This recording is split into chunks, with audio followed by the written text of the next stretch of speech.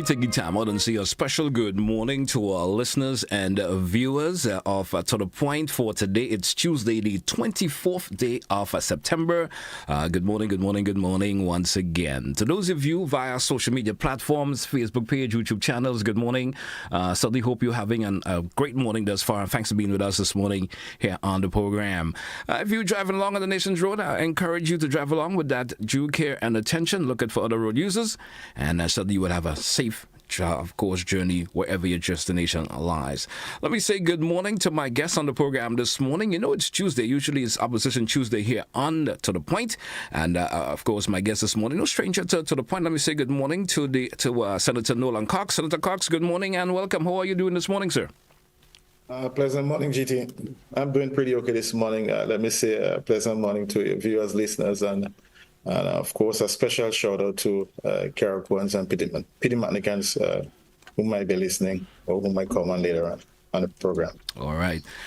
Senator Cox, we're going to get into the discussion promptly. How is Carriacou and Pitimatnic? Now, post-Hurricane Beryl, how's the people of Carriacou and Pitimatnic doing? If I could ask that as a general question, just to start things off this morning. Let me see. I could say we're coping. I think probably that might be the best word to use. We're coping, and we have to find that strength to continue to cope with our new dispensation, and continue to work every day to improve and to rebuild and to repair our emotions and everything else. All right. Happy to hear that. Now, the cleanup of Carriacou and Pitimatnic, from your observation, tell me, the recovery process, how is these things progressing in Carriacou and Pitimatnic in terms of the necessary assistance, in terms of rebuilding and so forth? How is that process going? If you could share some information on that from your observation, sir. From what I observe, a number of gangs have been engaged island-wide, including Pitimatnic, who go out on a daily basis to engage in cleanup. So that has, I think, more than a month now, that has been going. You can practically say garbage has been moving from various places, going into communities and picking up whatever garbage they may have. Those caused by burial, those that were there before as well. So it's just a general cleanup. So in that regard, that has been ongoing. What I think has been slow is the actual removal from the island. Yes. So while there is actual cleanup activities taking place on a daily basis, but to actually get the garbage from the playing fields, that is probably moving a little bit slow. I can't say there might be genuine reasons for such, maybe reasons beyond the control of the authorities, solid waste and the government. But that has been going a little bit and slow. So, and the process in which they're using to remove it too, it's going to take some time. So that is, in a sense, what has been taking place with the whole cleanup. Okay. Now, you as the opposition representative on the island, sir, what are some of the concerns from residents of the Sister Isles what are some of the immediate issues are still faced by residents, if I may ask that? Well, the main challenge remains for persons is housing. It's a difficult situation for a number of folks. I mean, just yesterday I've been driving through, and it's really painful for a number of persons who don't have a shelter over their head. Some persons are living with other persons, and we know how that can be at times. We can be okay initially. After a month or two, we start to get a little bit uncomfortable for both parties. So that a lot of that is happening. But the general issue centers around the whole issue of housing, and housing in the context of a roof, in the context of water supply, in the context of electricity supply, and all the general stuff that we are accustomed to, and now having to not deal with it. I mean, there are older folks who've been in this situation before, but for a lot of young students who have never didn't born when we didn't have electricity, not having it now, all that is quite difficult for them. to contend with. Albeit that is also good to maybe help build their character in some way. Will help strengthen them to some extent. But really and truly, those are the challenges that persons are facing currently right now. All right. The whole issue centers around the people. That's where the real issues are: the housing and those amenities. Yeah, that's the real issue. But would you like to see more movement in terms of the of government per se now? What kind of movement you would like to see take place in terms of really offering that assistance to folks and getting their buildings back up? I know folks, they like to have their own space, as you mentioned a while ago. Folks staying with the other individuals and so forth. You get a wee bit uncomfortable after a period of time. What kind of movement would you like to see, of course, government institute to get this, of course, the rebuilding process up and running, in the soonest way possible? Well, I think this is not so much about me, but more so about the intent of persons who are impacted significantly. And I think in the context of expediency or how government is moving, I just want to say that we indicated and there is evidence that they started some rebuilding efforts. There have not been any clarity as how persons who are chosen for those houses and things like that. So the issue of fairness and actually meeting the persons who really need, I think is still a concern for me in that regard. When I look at other our neighbors who were in similar situation like us, you could have seen that they had a structure as to the category of houses, as to the severity of the damage, the number of homes that are this category, that damage, the number of homes that category of damage. We haven't seen that here. All you hear is that this person receiving a house or that person receiving a house. And so I think for me, that little bit of unplanned or unstructured can lead to a number of, inadequate responses in terms of who really need and maybe how the resources can be best placed. So I think that is a challenge for me on that end. In terms of the people, people obviously would want things move as quickly as possible. But of course, government have limitations. Or of course, there are limitations in terms of the persons who are doing the response work in terms of the experience. And that can be seen clearly in terms of the responses that you've been hearing.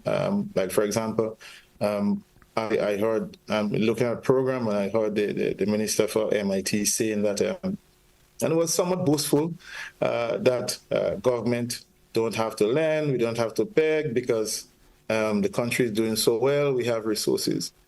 But, those responses are basically on the side of inexperience, in the sense that, remember, as this is a disaster, as you go along, circumstances may change on the ground, and there might be a need for additional resources that you may not anticipate.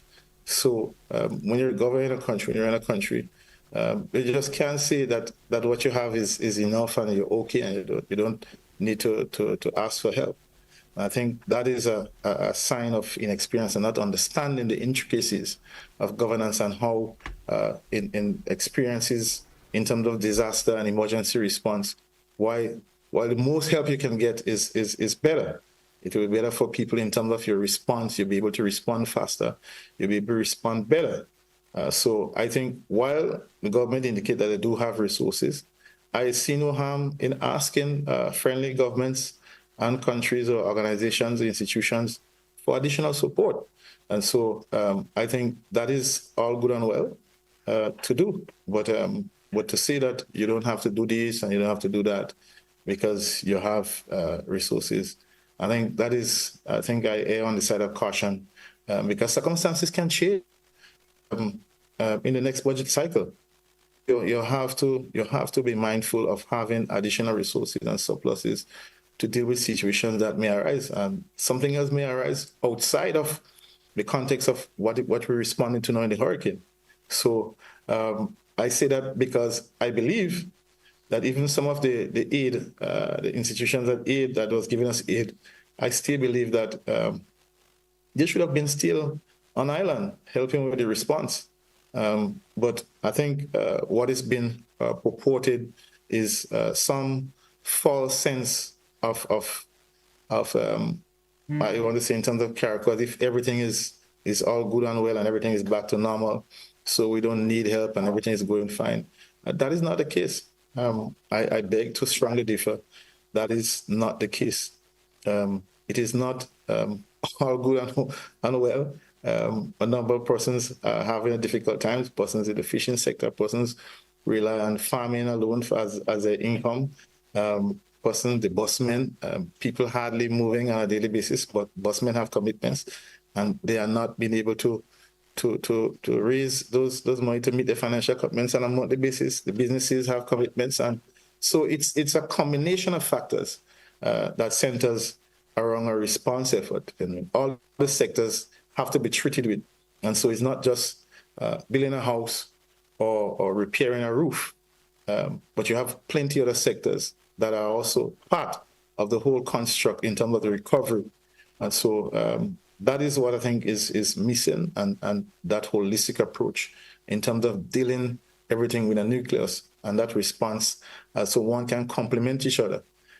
So that is lacking. For me, as I said, it's more a reactive response than proactive. And I did indicate previously when I was on the program, the lack of having a plan that will inform an appropriate response in a holistic way. That is lacking.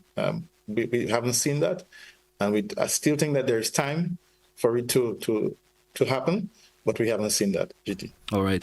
Of course, Senator Cox, there's been a particular area marked in Carriacou. I mean, you're in from government that will be used for the rebuilding process, of course, for individuals who may have lost their homes. What's your take on that particular project that government plans, or the plans put out for that particular area in Fissy? What's your take on that?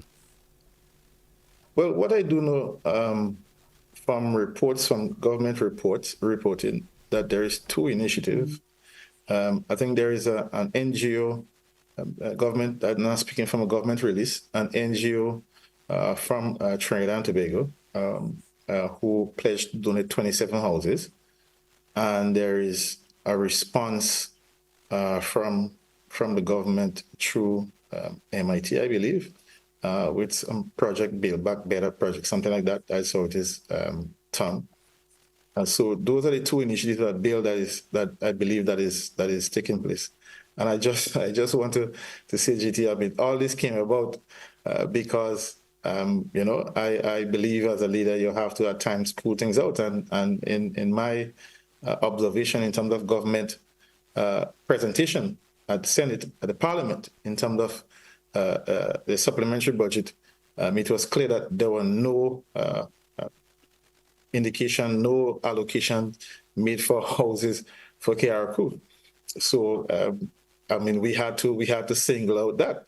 And so we are happy to see now that the government has changed, and some of the houses for the Build Back Better is coming to Carriacou. And so we are very happy about that. But in the context of the location, the site, I don't know. I don't want to say that it is appropriate or inappropriate. That is something that the Ministry for Fiscal Planning and Development and Housing, they are the ones who are responsible for such, and maybe in their assessment, they think that is appropriate. And of course, the people who are to be receiving houses in that area, they are the ones to say whether or not it is appropriate for them to stay there. I can't say. I can't say whether or not this is the best place. I think that there are probably other better sites, but that is a government decision, and I guess as much the people will have to see whether or not there is a competitive area for them. Okay, we drew for a break in this segment. We'll be back, of course, with Senator Cox representing the New National Party. After the break, folks, we come back with much more here on the program. Stay with us.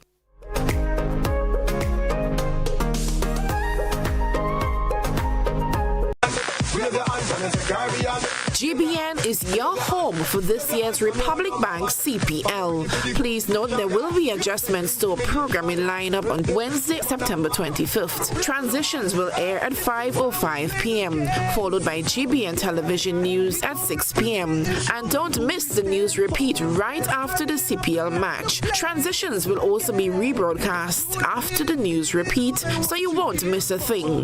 GBN, your trusted source for sports coverage anywhere and everywhere.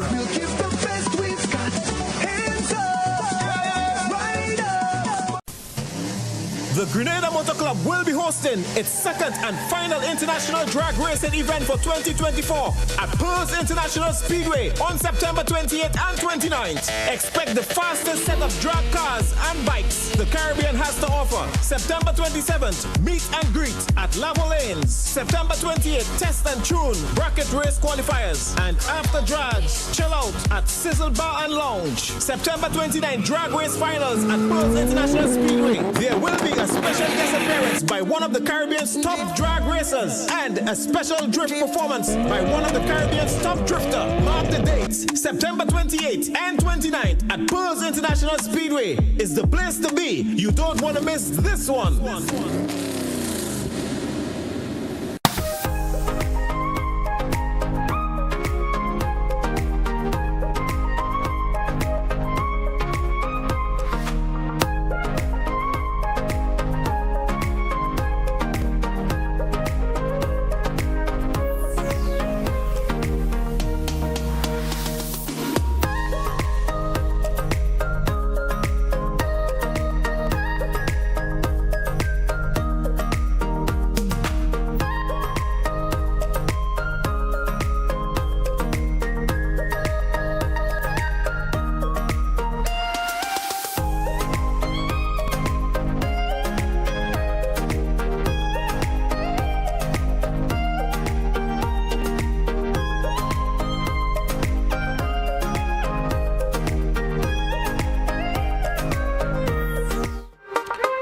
Welcome back once again to our listeners and viewers. It's To The Point here on Classic Radio and GBN TV. Of course, my guest being on Senator Norland Cox, representing the New National Party's opposition Tuesday here on the program.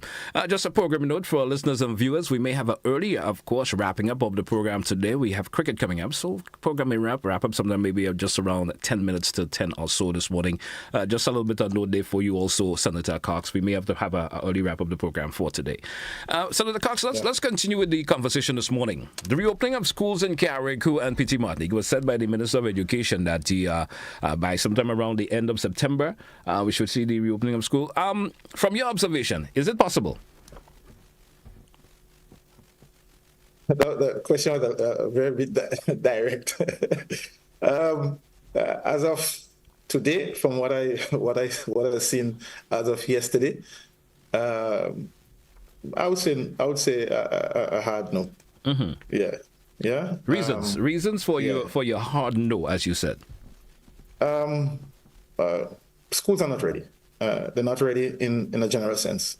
In terms of there's still infrastructure repairs to be done on some, and of course, in terms of getting the school itself back organized, because all the schools have been reorganized for people like staying and accommodation and stuff. And of course, for the safety of the kids, the Ministry of Health, they would have to do generally a deep cleaning and things like that. So given the time frame between now and Monday to have all that done, I don't see that happening. I don't see it happening. What can happen is teachers maybe coming to the school to give a hand with the cleaning and sorting out and the organizing, but no, I don't see that happening. And you did mention, of course, teachers coming to clean and so forth. But what could be done in the immediate to assess students? You can't have youngsters being home at a lengthy period of time, not being, getting the process of education going on. What can be done in the immediate, of course, to help out, in terms of getting the education process rolling back especially for the youngsters in Carriacou? My dialogue with teachers is that. This could be done, all right? It could be, schools could get back. I indicated that some of the challenges had to do, obviously, centered around the leadership in terms of how it has been managed from then to now. And fundamentally, myself and the Minister of Education, we share a strong disagreement on how he has been dealing with it. And I expressed to him directly in the Parliament, and I feel strongly about it, not only as a member of the Parliament or the CARICOM, but also as a parent in terms of the approach and how they were dealing with it. And I still think it has to do with giving a sense, misinformation in terms of a sense of what is actually taking place on the ground. I think I don't like the idea of the ministry of the government giving the world the picture that everything is all good and well, and that is not the case. We need help. We need a lot of help. The government needs a lot of help to deal with all the issues in Carriacou. The more hands we can get, the more help we can get in terms of supplies, resources, materials, to help us to rebuild and to get back where we are, it's better. So trying to give the impression that everything is all good and well, it's not the right approach. Yes, there are some improvements. There are some things that have gotten back. We mentioned those, and but don't leave out the greater part that is not been done, that has not been achieved, and that is the whole issue. And if you just run onto the schools, PD Matnick is not ready. I think they're supposed to do some repair work on the preschools and the other schools. That hasn't started as yet. I think the material's probably on site, but the work hasn't started to this Tuesday. My son's supposed to be going to Dover's Government School, which is going to be a 10th school. As of yesterday, they were still doing some work on the main preschool in Wynwood in the grounds. I haven't seen any infrastructure going up. While my tent and 10 could sit up in a day, but they talk about a classroom, a setting, everything has to be organized. I mean, you would want to see at least all that is up and ready. I know when I speak sometimes, GT, there's a tendency for them to rush on to go and do things afterwards. But I don't want them to rush. I want them to do it properly because our kids are very important to do so. And I'm not just raising this, not so much on the line of critique, but more in the line of awareness on what the issues are. The schools are not ready. Bishop's College, Isborough Secondary, the schools are not ready. What I did indicated previously, and I suggested that's the right approach to take, have a phased reopening. You start with the Form 4s, the Form 5s. You start with the grade 5, the grade 6. Those are the two most important forms in the school. And then you have a phased reopening. And you work towards at least having the school fully reopened before the end of this term. It can be achieved. It can be done. So it's not difficult. It's not difficult. As I say, I mean, I just have everything plotted in my head. I mean, I just seen it, how it could be done. And we probably should not have been where we are now. All that could have been sorted out before. But nonetheless, as I said, I mean, I gave the suggestion, I gave the advice. That is as far as I can go in terms of what I can do. And there's another big question. How ready are teachers? Because remember, teachers are also parents. So how ready are the homes in terms of the readiness? I think there is an indication that persons can dress, not necessarily have to wear a uniform, but they can come anyhow. That is a good suggestion. So you don't put pressure on parents, some of them who don't have clothes right now, some of them who have clothes. And we, myself and my team, I've been doing stuff party-wise, I'm doing some stuff personal-wise. I've been doing stuff business-wise to help people with clothes and other things as well. So a lot of things is taking place. A lot of people are not in a somewhat comfortable position as the impression may be given. All right. And so I'm not painting a negative picture, but the fact is that there are issues still. And so we should not give the impression that everything is all good and well, because that may hinder us from somebody wanting to assist or somebody may wanting to help. We have to let people know what are the issues, where the problems are, and ask for help. I mean, I am basically asking if there are persons who have the resources or know somebody who has the resources who can help with donation of materials. All good and well. They can reach out to me, they can reach out to any Carriacou or any organization in Carriacou, because we need materials. There are a number of roof off. Some persons have insurance, some persons don't have. And so the more we can, because government is limited in what they can do. So I know, I'm going back to the homes and everything, but everything is always interconnected. And so schools would not be ready for for the reopening that is planned. I don't see that happening. But at least they have started. They have started to make a move on the schools in earnest, and so they may have to readjust the date, or they might just leave the date and whatever takes place, and things change as the days go by. But I don't know what is the expectation of their school opening. I don't know what is the definition of school opening. I don't know if it's the announcement of a date. I don't know if it's one class. I don't know what is their measurement for the government measurement for school reopening. I can't say. So I'm only saying it in the context of what we deem or know as normal school opening. That may not be what they're looking for. Maybe one school opening or two schools, that might be their measure of success. I don't know. I can't say. So it's within that context. I want to be fair. Okay. I don't want, but If I may also ask, there's been the conversation of individuals who may have lost their homes, who were using schools and so forth as to reside in, and of course, who may have lost their homes. Have you heard of any arrangement be made for these individuals who are they still using the schools that would probably should have been shelters and so forth, and had to stay there still because of the fact that they lost their home? What have you been hearing in terms of arrangement made for these individuals? Are there still individuals using schools for their personal use still until are there any arrangement been made? Have you been hearing anybody move out? From what I know, between the last couple of days, what I know is that persons were given a deadline to evacuate from the schools. Okay. Some people may have some arrangement might be made for some. As I said, what has been happening is little quiet and private arrangements. Some persons have been receiving assistance quietly, no structured stuff. Yeah, some persons have been receiving support quietly, on the side or through the back door, or wherever the case may be, for want of a better word to describe. So there might be arrangement for some people, but what I understand, in the general sense, persons were notified that they need to vacate the shelters to make way for school reopening. All right. Yeah. And you have not seen any movement of that taking place as yet, though. I've heard that some persons move. I saw on social media that some persons were complaining that the roof was removed from over the head, I think, on the Leicester School. That's what I saw. I'm only repeating what I saw on social media. If that transpired, that is unfortunate.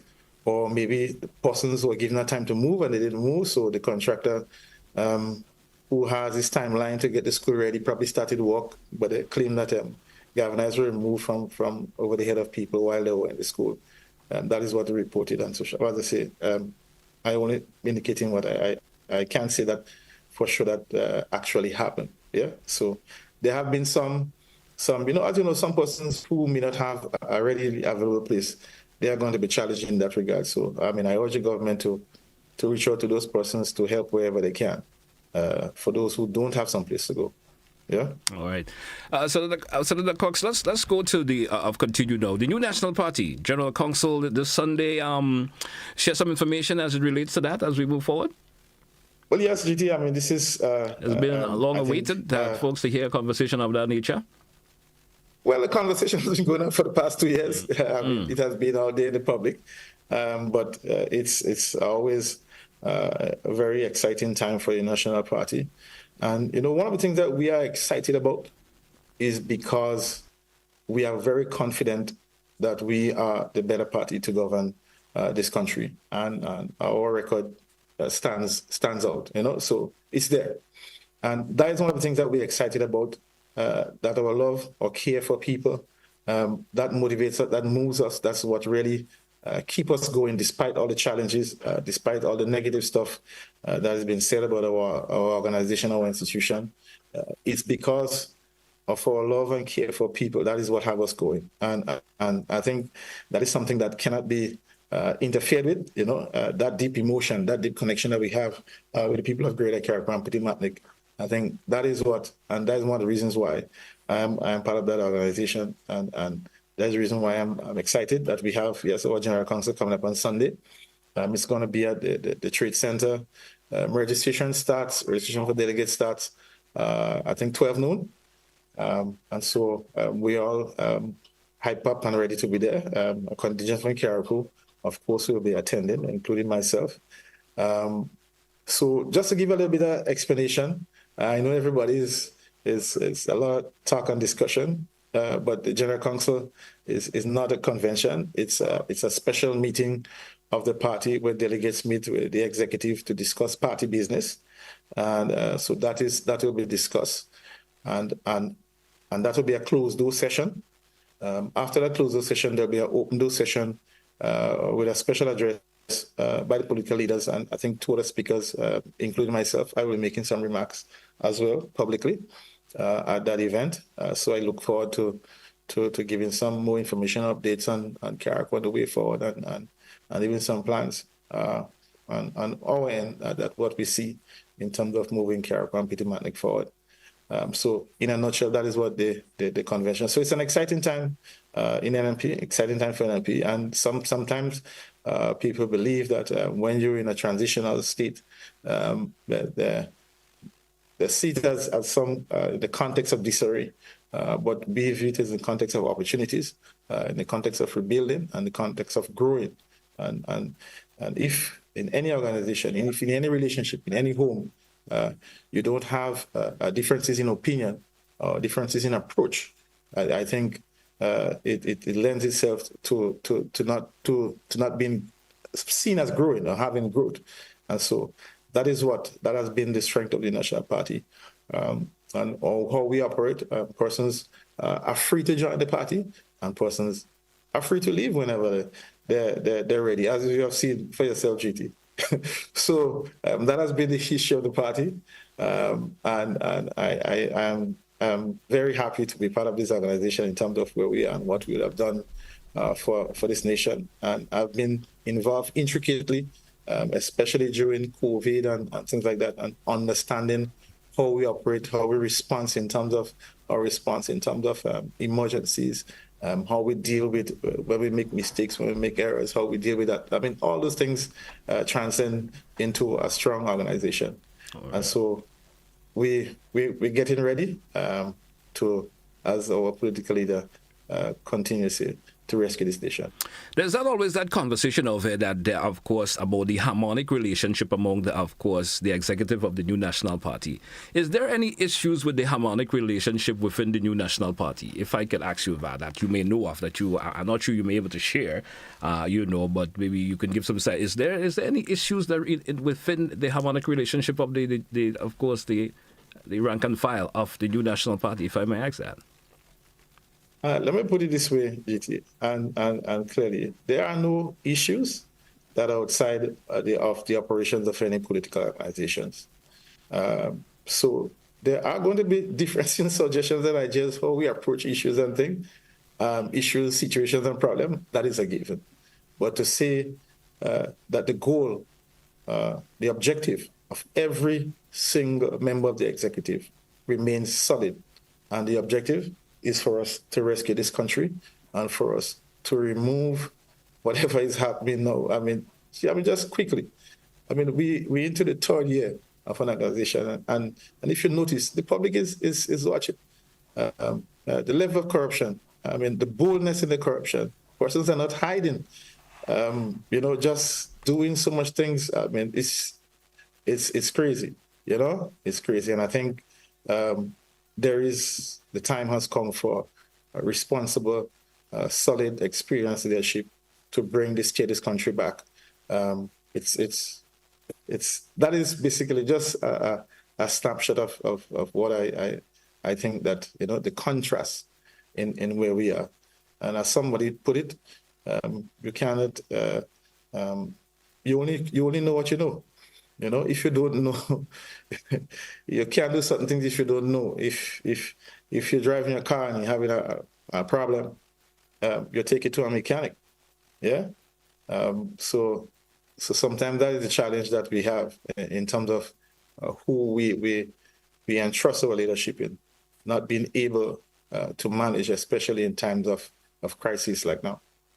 Right. Senator Cox, we drew for a break. When we come back, we open up the lines to, of course, our listeners and viewers. They may have a question or two as it relates to our conversation this morning when we come back after the break. Stay with us, folks. It's to the point. Don't forget we have a early wrap up the program today. We got cricket coming up just around 10 minutes before 10 o'clock this morning. So that's the reason why we're going to have an early wrap up the program. When we come back, we take your phone calls. Stay with us, folks. Don't touch it out.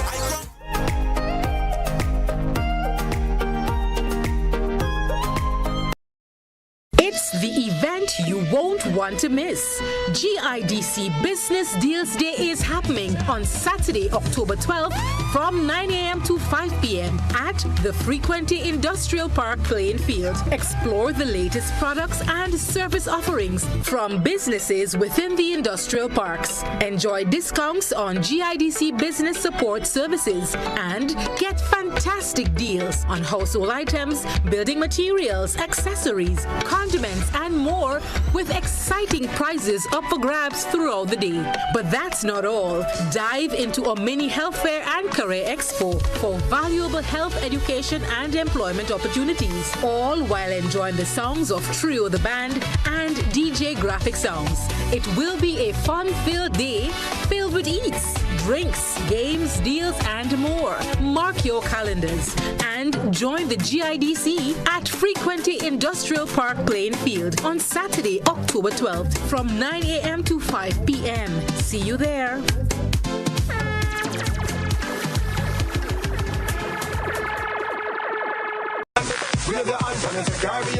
GBN is your home for this year's Republic Bank CPL. Please note there will be adjustments to a programming lineup on Wednesday, September 25th. Transitions will air at 5:05 p.m., followed by GBN television news at 6 p.m. And don't miss the news repeat right after the CPL match. Transitions will also be rebroadcast after the news repeat, so you won't miss a thing. GBN, your trusted source for sports coverage anywhere and everywhere.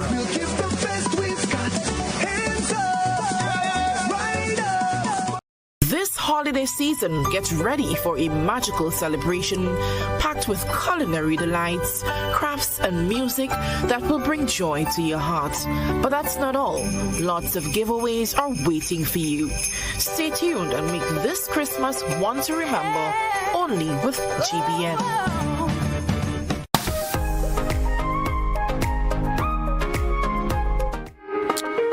Welcome back to our listeners. Welcome back to our viewers this morning here to Classic Radio GBN TV. To the point for today, Tuesday the 24th. Let me say welcome back once again to Senator Norland representing the opposition here on the program this morning. In this segment, I did mention that we can be taking calls from our listeners and viewers this morning. If you do have a question or two as relates to the conversation myself and Senator Cox been having, feel free to do so. Let's take our first caller. Caller, good morning, and you're live. Good morning, Mr. Gigi. Good morning to you, sir. Yeah.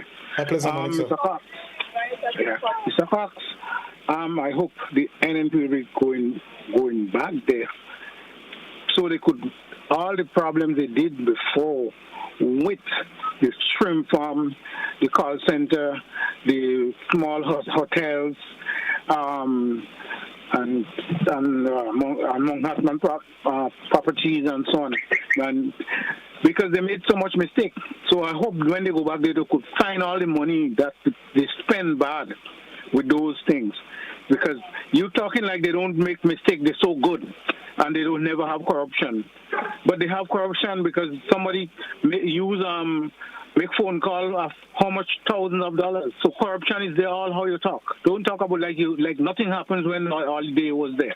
Thank you very much. Thank you, caller. Have a good morning yourself. 435-2041. I'm not sure there's a response to the caller. Yeah, I can respond quickly. I think the caller raised a very important issue and concern. And I did indicate it just before we went on break that we have made mistakes. That is not foreign to any institution, any government, any individual. Mistakes are there to be made, and we have learned from those mistakes. But I was speaking in the context of, in terms of our track record, in terms of our response, in terms of our development and some of the things that we have done for this country. I mean, just look, we're into this government third year, and we haven't seen a significant development project from them as yet. So, it just goes to show there is a stark difference in terms of who is more capable. All right. Caller via WhatsApp. Good morning. You're welcome. Let's hear from you. You're live. Good morning, GT, my friend. Good morning, Mr. Cox. Pleasant morning, Mr. sir. Cox. It's nice to see you, Mr. Cox. Okay, my question to you. A few days ago, you know that the government launched Operation Build Back Better. All right. My first question to you: were you a part of that? Were you invited? And my second question: I've been speaking to people who live in Carriacou. As I'm going to call some names. I know you're familiar with them. Leo Joseph. Yeah. Kim the King. All right. Yeah. And then they listen to you. All right. They listen to you, and they had a different take. You know, one of the things was that they wondered that if Mr. Cox actually living in Carriacou with some of the things that you said. You know what I mean?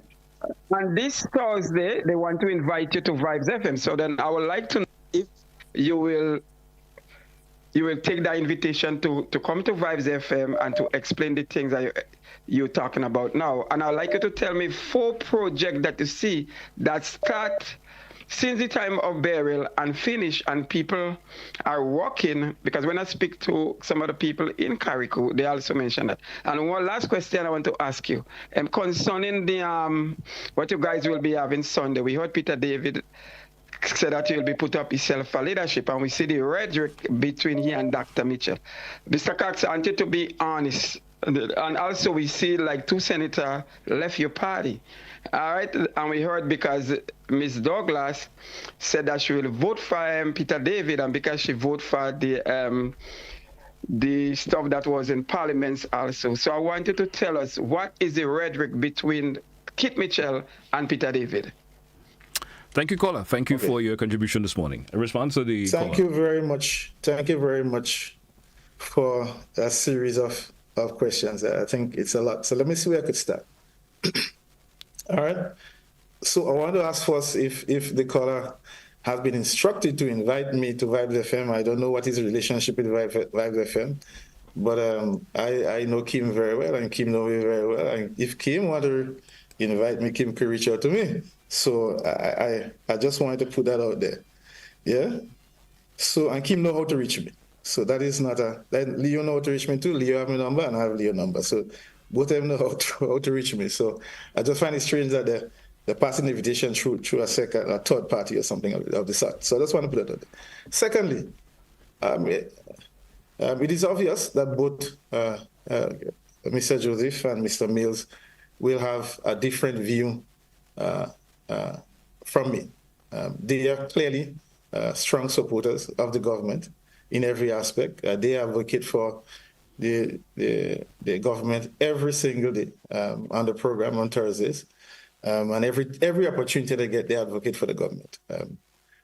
There are allegations of other things in terms of how they partner and whatever support they might be receiving. I can't confirm those. Even now, there are allegations that they have received even direct support from government now to help repair the place, while other persons have not received as yet. Those are allegations. I cannot speak to that. And maybe if I do get an opportunity to be on the program, those are some of the questions that I will ask them direct. So maybe they could start preparing to respond to those when I get there, if I get there. Yeah. If after saying this, if they'll allow me to be there. So I want to just say that. The next thing on the projects, 4 projects that are completed, I do not know of any. I don't know. I don't know if he's speaking about post-burial. I think he did say post-burial. GT, was it post-burial? I didn't really emphasize with post-burial, but I would like to think it's post-burial. Okay. Well, I could even go pre-burial. There are some projects that the government had ongoing, like the Bel Air Road, and so that those were uncompleted. They have not been completed yet. So with burial, those stop for obvious reasons, of course. Post-burial, I can't speak to any project that the government has embarked on. I know that some government buildings are being repaired with the help and support of the Ghana Defense Force, and those are incomplete. I can't. The hospital The roof has been repaired, but I'm not certain that they have moved back up there. There's still some work to be done inside and some other things. So I cannot speak to any complete. If I miss any, well, I stand corrected. But I cannot speak to any completed facility on island that government has embarked on as a project and it has been completed post-burial. I can't see. So I stand corrected, GT. That's from even from driving yesterday. I'm just trying to recollect and I can't see. All right, Senator Cox, we're a bit strapped for time, so if you could, of course. Yes, quickly. Two more issues. He said about the two senators leaving the party. The two senators have not left the party. The two senators left the Senate. They are still members of the National Party. And he spoke about some discord between the political leader and the Assistant General Secretary that I don't know about. I can't speak to anything in discord like that. Yeah? As I say, if there are differences in ideologies and approaches to doing certain things, that is different from two persons having some personal issues, and that is not the case. So I hope my responses met him. Oh, and the second thing, the invitation that he extended to me for Thursday, unfortunately, I won't be available Thursday. Thursday, I have to attend the funeral of my colleague Senator Roderick St. Clair, his late wife passed on Thursday will be the funeral. So sorry to disappoint Mr. Mills and Mr. Joseph, but I have to attend that funeral on Thursday. Okay. We do have another caller via WhatsApp. WhatsApp caller, good morning. You're welcome and you're live. And be brief, please. Do for time. Yeah, I'm trying to be very brief. Good morning, Mr. Cox. Mr. Cox, do you know the government of Grenada uses stone from the Mount Hartman quarry to do construction like roads and other construction work in Grenada? And if the government, you do know, the government uses stone from the Mount Hartman quarry to do road construction. Yes. Do you know? Yes, that has happened. That has happened in the past. Okay. And so that's not happening now. Pardon me? That's not happening now. I don't know if it's not happening now. I don't know. But I know it has happened after election. It has happened. If it hasn't, if it's not happening, then it's a recent development. Well, where is Grenada getting stone to construct their roads and the walls? The government of Grenada in the year 2021 sold 148 acres of land and sold the quarry. I mean, was that a good decision on the part of that government, you think? I don't know about a quarry being sold. A quarry is a private property, private organization. It's not government. It doesn't belong to government. So government. For the Canadian public. On the 30th of December, in the year 2021, there's a document on the authorization of cabinet signed by the Governor General, where 148 acres of land in Mount Hartman was sold to a company, and you're fully aware of it. The name of the company you want me to give you? Hartman Group. No, I'm aware of the sale of the land. In the year 2021, sold the quarry.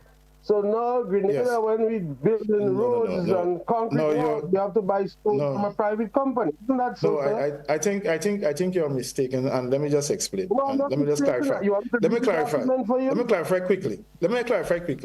Caller, so let the Senator explain and then we move on, please. Quickly, so, Senator, explain, because we're strapped for time. All right. Yeah. So, government did sell lands. Yeah. However, the quarry is a private entity. And what the caller may be alluding to, that the quarry may be occupying government lands, which is a lease arrangement. So there is a lease arrangement between government and the private owner of the quarry. So government cannot sell a quarry. So if the lease arrangement for the land and the holders of the quarry, that is what he's speaking about, then that is something entirely different. Yeah. So that is not a way. But government cannot sell a private quarry, and we didn't sell a private quarry. So I think that is the little discrepancy there. All right. Let's take our final caller for the morning. And